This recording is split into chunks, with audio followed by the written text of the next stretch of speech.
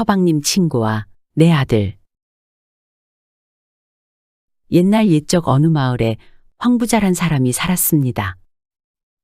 황부자는 젊은 나이에 만석군 살림에 현모양처까지 둔 남들이 보았을 땐 세상 부러울 것 없이 복 많은 사람이었습니다. 그런데 다 좋기만 한 사람이 어디 있겠습니까? 그에게도 한 가지 큰 근심 걱정거리가 있었으니 그것은 아직 후사가 없다는 것이었습니다. 황부자가 혼인한 지 벌써 10년이 넘었는데도 불구하고 그들 부부 사이에는 아직 자식이 없었습니다. 그래서 황부자는 고민이 많았습니다. 황부자 부부가 혼인하고 5년이 될 때까지만 해도 자식을 갖기 위해 함께 많은 노력을 했었습니다.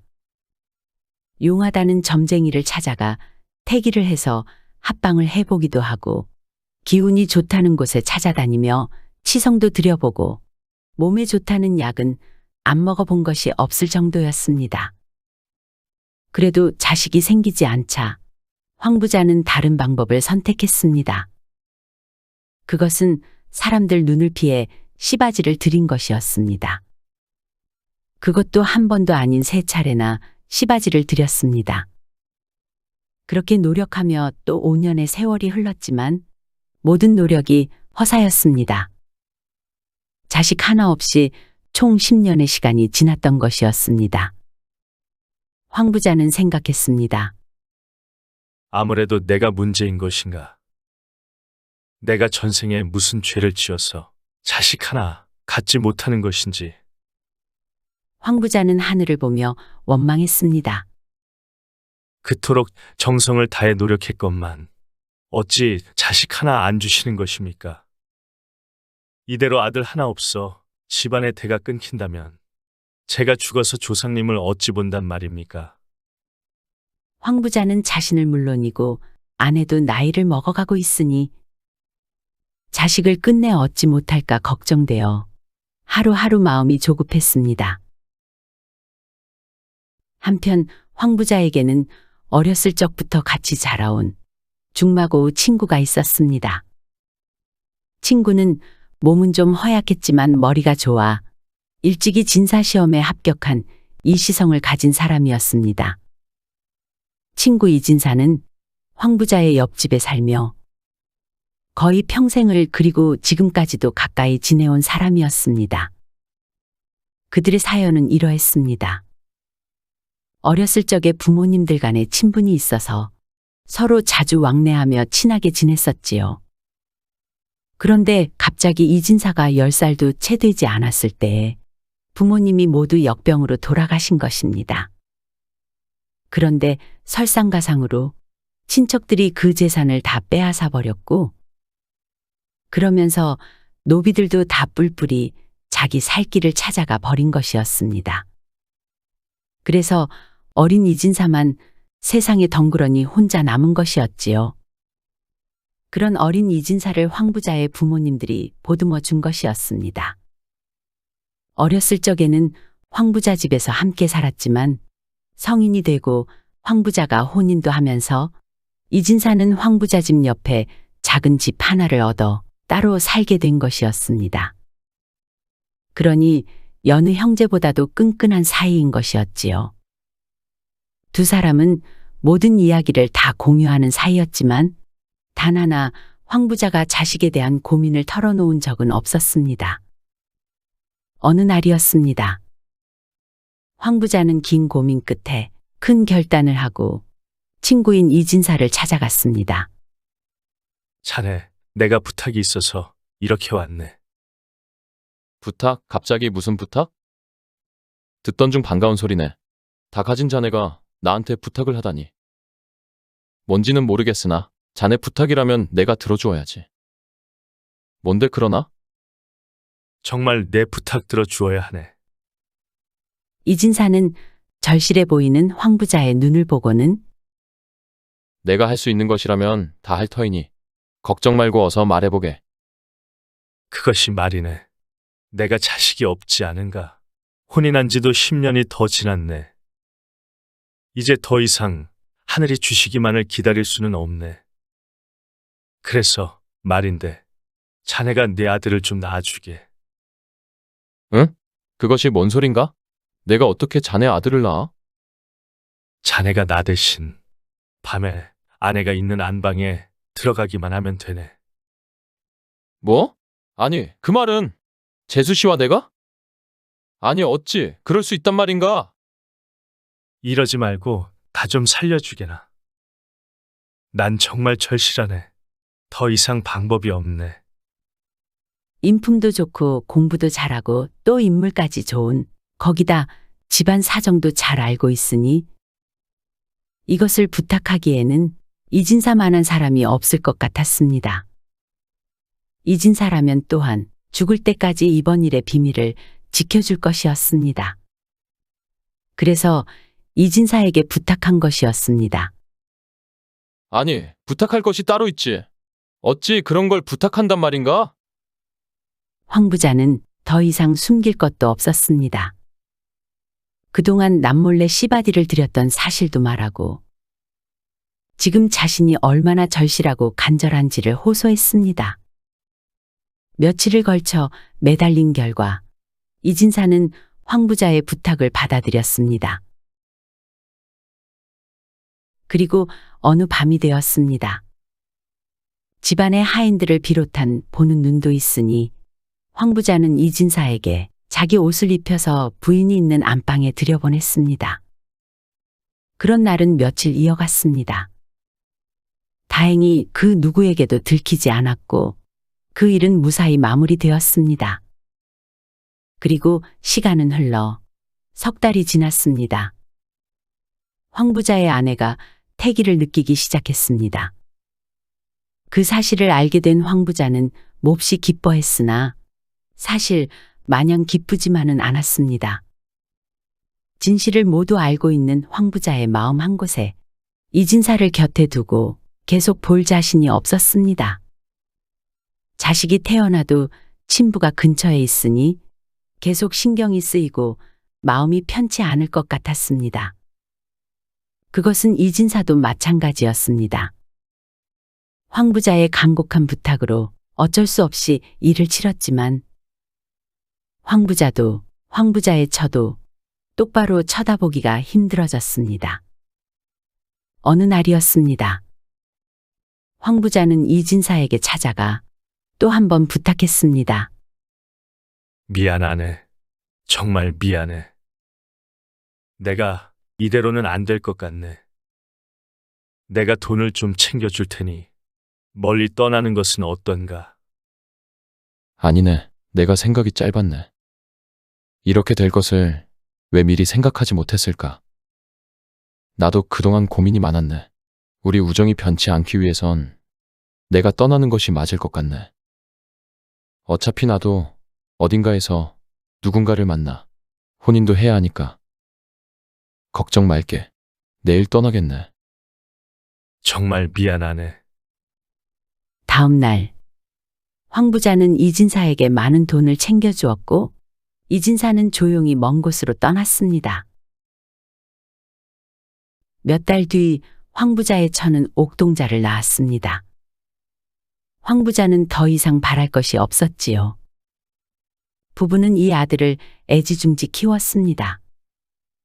세월은 흘러 황 부자의 아들 효재가 8살이 되었습니다.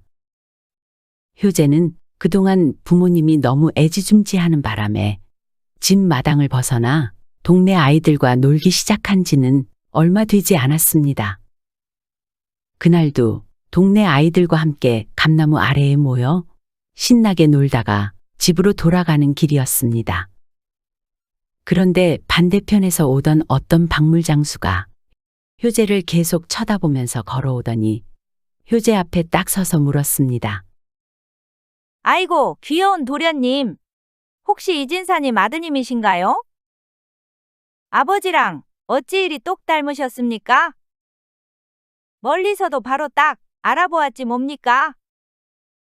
이 마을에 온 지하도 오래돼서 이진사님이 혼인을 하신 줄은 몰랐네요. 효재는 두 눈에 힘을 딱 주면서 말했습니다. 아닙니다. 저는 황효재입니다. 엥, 거참 희한하네. 어찌 이리 닮았을꼬?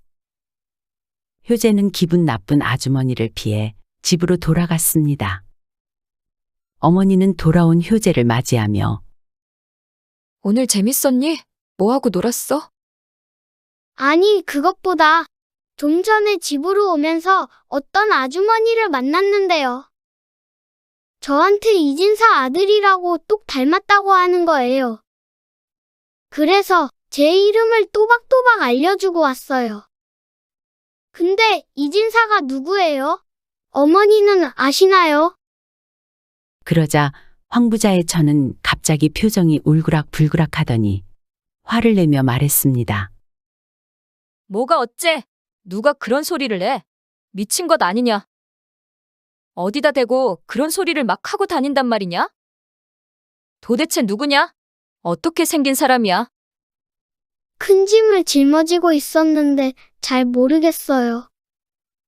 황 부자의 처는 감정을 억누르려 노력했습니다.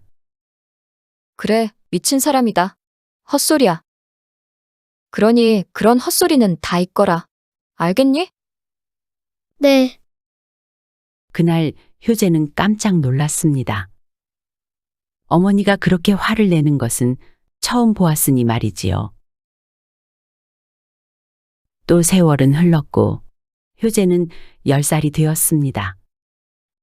효재는 마을에서 천재 소리를 들을 정도로 똑똑하고 영리했으며 부모님 말씀도 잘 듣는 착한 어린이였습니다. 어느 날이었습니다. 하루는 황 부자가 출타를 하는데 대문 밖으로 나가보니 친구인 이진사가 와 있는 것이 아니겠습니까? 깜짝 놀란 황 부자는 아니, 이게 누군가? 갑자기 어인 일인가? 라고 말하며 이진사의 손을 붙잡고 얼굴을 자세히 보니 그의 얼굴은 누가 봐도 병색이 짙어 보였습니다. 이보게, 내가 곧 죽을 거라고 하네. 의원의 말로는 다행히도 전염병은 아니라 해서 내가 이리 염치 불구하고 자네를 찾아왔네. 염치 없지만 아들 한 번만 보고 죽으면 여한이 없을 것 같아 이리 온 것이네. 황 부자는 죽어가는 친구의 부탁을 거절할 수 없었습니다. 황 부자는 이진사를 데리고 집으로 다시 들어가 아들 효재를 불렀지요. 황 부자와 이진사는 방에서 효재를 기다렸습니다. 두 사람은 서로 다른 이유로 긴장하고 있었지요. 효재가 방을 들어오자 황 부자가 말했습니다. 이 예비의 오랜 친구다. 절을 올리거라. 효재는 이진사에게 절을 했습니다. 그리고는 곧 물러갔습니다. 이진사는 다 죽어가는 몸이 되어서야 처음 보게 된 친아들의 모습에 눈물이 왈칵 쏟아질 것만 같았지만 꾹 참았습니다. 그리고 그날 밤 먼 길을 왔으니 황 부자의 사랑방에서 하루 묵게 된 이진사는 모두가 잠든 한밤중에 마을의 어느 야트막한 언덕에 올랐고 그곳에서 쓰러져 숨졌습니다. 다음 날 아침 일찍부터 부지런을 떨며 나무를 하려고 언덕 위로 올라가던 한 총각이 우연히 그 싸늘한 죽음을 발견한 것이었습니다. 이후 마을에는 삽시간에 그의 죽음에 대한 소문이 퍼졌습니다. 이를 알게 된 황 부자는 서둘러 이진사의 죽음을 거두었고 자신 가문의 조상들이 묻혀 있는 선산에 한쪽 구석진 곳에 묻어주었습니다. 그리고 귀한 아들을 갖게 해준 누구보다도 특별한 친구를 눈물로 애도했습니다. 세월은 유수같이 흘렀습니다. 황 부자는 이미 천수를 누리고 세상을 떠났지요. 그리고 그의 아들 효재는 어린 나이부터 벼슬길에 올라 이제는 최연소 정승까지 되었습니다. 한편 임서방이라는 사람이 있었습니다. 그는 직관으로 오늘도 명당을 찾아 깊은 산 속에 어느 가파른 고개를 오르고 있었습니다. 아이고 다리야. 나도 이제 다 됐나 보다. 예전에 이 정도 고개는 아무것도 아니었는데 말이지. 임서방은 툴툴거리면서 주변에서 지팡이 할 만한 작대기 하나를 주어 그것을 콕콕 땅에 짚어가며 계속 길을 갔습니다. 임서방은 고갯마루에 도착해서 잠시 숨을 돌리며 주변을 둘러보았습니다. 옳거니 저 아래쪽으로 좀 내려가면 좋은 자리가 있을 법하구나. 임서방은 길이 없는 수풀을 작대기로 헤치며 능선을 타고 아래로 내려가기 시작했습니다. 한참을 내려가다 보니 갑자기 앞이 확 트이며 커다란 봉분 하나가 눈앞에 나타났습니다. 이런. 이미 주인이 있었구만. 임서방은 봉분 앞으로 돌아가 세워져 있는 비석을 유심히 살펴보았습니다. 어디 보자. 오호, 이곳엔 지금 정승을 지내시는 분의 부친께서 묻혀 계시는구만. 임서방은 봉분 앞에 떡하니 서서 주변 경관을 둘러보았습니다. 과연 꽤 좋은 자리구만. 그러다가 저 아래쪽을 보니 지금 서 있는 자리의 봉분과 비교하면 아주 초라한 조그만 봉분이 하나 있는 것이었습니다. 그런데 임서방은 순간 무언가 이상하다는 생각이 들었습니다. 임서방은 갸우뚱하면서 작대기로 풀숲을 헤치며 그 봉분으로 가보았습니다. 그는 감탄하지 않을 수 없었습니다. 이곳이야말로 진정한 명당이로다. 하면서 작대기를 묘지 옆에 딱 꽂아놓고 다시 둘러봤습니다. 그런데 그것 참 이상하네. 아무리 생각해봐도 아무리 둘러봐도 아들이 정승이 될 자리는 바로 여기 이 자리인데. 어찌 정승의 부친이 저 위에 있는 봉분에 묻혀 계신단 말인가? 그리고 그 묘에는 아무런 비석도 세워져 있지 않아 누구의 묘인지도 알 수가 없었습니다. 임서방은 아무리 생각해도 이상해서 좀 더 알아보기로 했습니다. 그래서 산에서 잘 내려다 보이는 아랫마을로 갔지요. 그리고 지나가는 사람을 붙잡고 물었습니다. 저기 뭐 하나만 물어봅시다.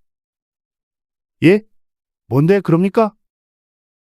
여기 이 마을에 혹시 정승이 살고 계십니까? 정승이요? 있지요. 저 길 끝에 보이는 큰 기와집이 바로 우의정 지내는 분의 집이요. 잠시 후 임서방은 우의정이 집 앞에 서서 사람을 불렀습니다. 이리 오너라. 그러자 말이 끝나기 무섭게 집안에서 하인 한 명이 달려 나오는 것이었습니다. 그를 본 임서방이 입을 떼려고 하는 순간 하인은 임서방을 그대로 지나쳐 급히 어디론가 달려가는 것이었습니다. 응? 뭐지? 내가 안 보이는 건가? 잠시 뒤 또 다른 하인이 달려 나오는 게 보였습니다. 임서방은 그 하인을 붙잡고 물었습니다. 잠시만요. 이 집에 뭔 일 있습니까? 네? 아이고, 말도 마십시오. 바쁩니다. 바빠요. 대감마님께서 갑자기 눈병이 나셔서 급히 의원을 모시러 가는 길이구만요. 그러니 어여 비키십시오. 하인은 임서방을 뿌리치고는 저만큼 달려갔습니다.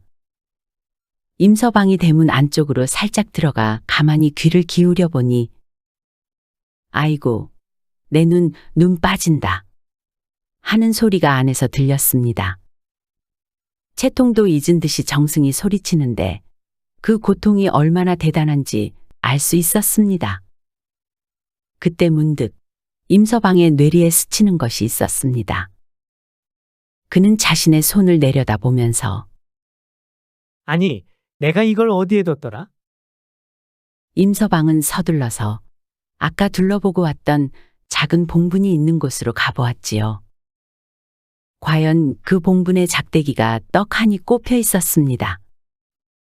임서방이 아까 고갯길 옆에서 구해서 산을 다니면서 짚고 다니던 작대기를 묘지 주변의 산세를 살피는데 정신이 팔려 자기도 모르게 봉분의 작대기를 꽂아두었던 것이었습니다. 임서방은 그 작대기를 쑥 뽑아 구멍난 봉분의 부분을 잘 메워준 뒤 다시 정승집으로 돌아가 보았습니다. 그리고 정승집 문 앞에 서서 다시 사람을 불렀습니다. 이리 오너라. 아까 본 그 하인이 나오자 정승 어르신 눈은 이제 괜찮아지셨지요? 네? 아니, 그것을 어찌 아십니까? 에헴, 난 직원 일을 하는 사람인데 뭐 좀 묻고 싶어 그러니 정승 어르신께 여쭈어 주시오. 하인은 황정승에게 가서 직원이라는 사람이 찾아왔다고 말하며 그가 정승의 눈이 나은 것을 알아맞추었다는 것도 함께 전했습니다. 그리하여 임서방은 황정승과 독대를 할 수 있었습니다. 임서방은 자신의 풍수 보는 눈을 믿었고 지금 가진 궁금증을 해결할 수만 있다면 물볼기 맞고 쫓겨나는 정도는 얼마든지 받을 각오를 하고 있었습니다. 안녕하십니까. 어르신, 나에게 궁금한 것이 있어서 왔다지. 무엇인가? 자, 말해보게. 네, 소인이 죽기를 각오하고 정승 어르신께 드릴 말씀이 있어서 이리 왔습니다. 임서방은 황정승의 아버지의 묘비가 쓰여 있는 큰 봉부는 정승이 날 자리가 아니며 그 아래 주인 없이 초라해 보이는 작은 봉분이 있는 자리가 바로 정승이 날 자리라고 말했습니다. 그러면서 눈을 질끈 감고 입술을 바르르 떨면서 물었습니다. 정승 어르신의 진짜 부친의 묘는 어느 것입니까? 황정승은 이 무슨 자다가 봉창 두드리는 소린가 싶었습니다. 그래서 별 생각 없이 바로 대답했습니다. 그것이 무슨 소린가? 당연히 묘비를 읽어보면 알 것이 아닌가. 그 묘비가 있는 묘자리, 바로 그 자리에 내 선친께서 묻혀 계시지. 임서방은 처음엔 당차게 황정승을 찾아왔지만 막상 정승을 코앞에서 대하니 자꾸 위축되고 괜히 왔나라는 생각마저 들었습니다. 그래도 막상 왔으니 물을 건 물어야겠다는 생각이 들어 오늘 있었던 일까지 자세히 말했습니다. 사실 제가 오늘 그 아래쪽에 있는 작은 봉분에 무심코 작대기를 꽂아 두었습죠. 그런데 정승 어르신이 눈이 아프다는 얘기를 듣고 돌아가 작대기를 뽑았습니다. 그렇게 하고 다시 와보니 정말 정승 어르신이 난 것을 확인했습니다. 아무래도 그 작은 봉분이 심상치 않아 이렇게 여쭈러 온 것입니다. 그래, 그렇단 말이지. 거참 희한한 일이로구만. 그러고는 무슨 생각을 하는지 황정승은 아무 말도 하지 않았습니다. 심상치 않은 분위기에 임서방은 겁이 덜컥 났습니다. 맞아 죽어 이 집에서 무사히 걸어나가지 못할지도 모르니 말이지요. 아이고, 죄송합니다. 제가 아직 직원으로서 배움이 짧아가지고 실언을 했습니다요. 그럼 저는 이만 물러가 보겠습니다. 정승 어르신, 늘 평안하시고 만수무강하십시오. 그렇게 임서방은 급히 그 집을 떠났습니다. 임서방을 돌려보낸 후 황정승은 가만히 생각해 보았습니다. 나와 아버지가 닮은 구석이 있었던가? 그리고 갑자기 옛날 일이 생각났습니다. 10살쯤에 아버지 친구라는 분께 절을 올릴 때 아주 정말 잠깐 뵀었지만 그의 슬픈 눈빛이 아직까지도 생생하게 기억이 났습니다. 지금 생각해보니 처음 본 얼굴임에도 굉장히 친근하고 왜 그런지 모르게 뚜렷한 이유 없이 자신과 닮은 부분이 많았던 것 같기도 했습니다. 황정승은 곧바로 어머니가 있는 처소로 갔습니다. 어머니, 솔직히 말씀해 주셨으면 합니다. 무슨 일인데 그러니? 다름이 아니라 제 아버지는 누구입니까? 갑자기 도대체 그게 뭔 소리야? 제가 오늘 낮에 눈이 빠지도록 크게 아팠던 일이 있었지요. 그 이유가 궁금하지 않으십니까? 저에게 앞으로 크게 나쁜 일이 닥칠 수도 있으니 사실대로 솔직히 말씀해 주십시오. 황정승의 어머니도 오늘 아들이 채통을 잃을 정도로 고통스러워 울부짖던 일이 생각나 겁이 나고 걱정되어 허투루 대답할 수가 없었습니다. 어머니는 한참을 머뭇거리더니 결국 눈물을 흘리며 말했습니다. 어쩔 수가 없었다. 가문의 대를 이어야 했기에 지아비의 뜻을 따를 수밖에 없었단다. 내 친부는 이 마을에서 나고 자랐고 아버지와는 어려서부터 막역한 사이였단다. 그분은 일찍 조실부모하고 형제 자매도 없었으며 너희 아버지와는 형제처럼 지내셨지. 아무튼 그분은 네가 10살쯤에 돌아가셔서 지금은 우리 가문의 선산 한쪽에 묻혀 계신단다. 맙소사, 그 직관이 한 말이 틀린 것이 없었습니다. 친부가 따로 있었고 그 작은 봉분이 친부의 묘였던 것을 이제야 알게 된 것이었습니다. 그러나 황정승은 누구를 탓할 수도 없었습니다. 모두 각자 자신의 입장에서 최선을 다한 것이었을 테니 말이지요. 그리고 그동안 아낌없이 사랑을 주고 잘 길러준 부모님에게 더 감사한 마음마저 들었습니다. 며칠 후 황정승은 선산으로 올라갔습니다. 그리고 작은 봉분인 이진사의 묘 앞에 서서 말했습니다. 죄송합니다. 너무 늦게 찾아뵈었습니다. 앞으로는 제가 잘 모시겠습니다. 그러니 이제는 평안하십시오. 라고 하고는 이진사의 묘를 보기 좋게 정돈했습니다. 그리고 그 해부터는 위쪽에 있는 황부자의 묘와 아래쪽에 있는 이진사의 묘, 두 곳을 다 찾아가 인사를 드렸지요. 친부인 이진사는 세상을 떠나고 한참 후에서야 아들을 갖게 된 셈이네요. 그리고 황정승은 이후 어머니에게 한 번씩 친부에 대해서 묻곤 했습니다. 그런데 들으면 들을수록 또 되짚어보면 그럴수록 친부의 인생이 너무 안쓰럽고 불쌍하게 여겨졌습니다. 어린 나이에 부모를 잃고 혼자 되었다는 것. 다행히 좋은 분들을 만나 친구를 형제처럼 여기며 함께 살았으나 결국엔 황정승 자신이 태어난다는 이유로 인해 하나뿐인 가족과 같은 친구와도 헤어져 또다시 혼자가 되었던 것입니다. 그러다 결국 너무나도 젊은 나이에 큰 병을 얻어 아무도 몰래 숨을 거두었다니. 너무 늦게 알게 된 것이 안타깝고 또 한편으론 죄스러웠습니다. 황정승 자신이 이진사의 인생에서 세상에 단 하나뿐인 유일한 혈육이었을 테니 말이지요. 황정승은 친부의 묘에 묘비를 쓰기로 했습니다. 누구의 것인지도 모르고 그 누구도 찾지 않는 이진사의 묘를 그 주인이 누구인지 알리고 또 외롭지 않게 해주고 싶었습니다. 그렇지만 이 선사는 황씨 가문의 것이었으니 난데없이 이진사의 묘라고 쓸 수는 없었지요. 이상하게 생각하는 사람들이 있을 수 있으니 말입니다. 그래서 황정승은 이진사의 묘비에 황씨 가문의 은인이라고 새기고 황씨 가문에 큰 도움을 준 은인으로 대대손손 감사 인사를 드리게 했습니다. 황정승을 태어나게 해준 생명의 은인이고 또 황씨 가문의 대를 잇게 해준 은인이라고 할 수 있으니 틀린 말은 아니었지요.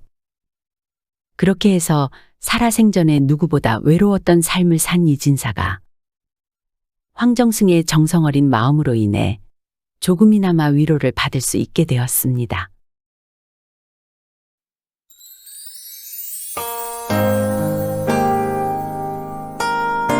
시청해주셔서 감사드립니다. 지금까지 사랑방 이야기였습니다. 항상 건강하시고 행복하시고 만사형통하시고 평안하시고 꽃길만 걸으시고 좋은 일들만 가득하시기 바랍니다.